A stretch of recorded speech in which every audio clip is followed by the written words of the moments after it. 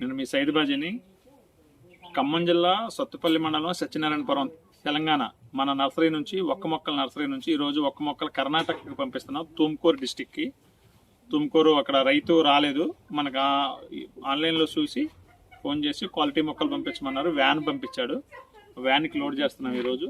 మీకు ఎలా లోడ్ చేస్తున్నారు ఏంటో కూడా వివరాలు చెప్తాను, రండి. యాక్చువల్గా ఒక ట్రేక్ వచ్చి 24 ఉంటాయి, కానీ ట్రాన్స్పోర్ట్ తక్కువ ఖర్చు అవ్వాలని రైతుకి దాన్ని విడదీసి 4 పీసుల కింద కట్ చేసి ఇలా చేపిస్తాం లోడింగ్. మొక్క డ్యామేజ్ అవ్వకుండా దీన్ని లోడ్ చేసి దీని మీద కవర్ కట్టి పంపిస్తాం. మీరు ఇది కూడా చూడవచ్చు, రూట్ ఎలా ఉందో. ఇలా ఉంటుంది మొక్క. మొత్తం కోకోపీట్, వర్మి, మైక్రో న్యూట్రియన్స్ వాడతాం. ఇది డెలివరీకి రెడీ అయింది. ఇలా కట్ చేసి 4 పీసుల కింద ఇలా లోడింగ్ చేస్తాం మనం. ఓకేనా, ఇలా ఉంటుంది.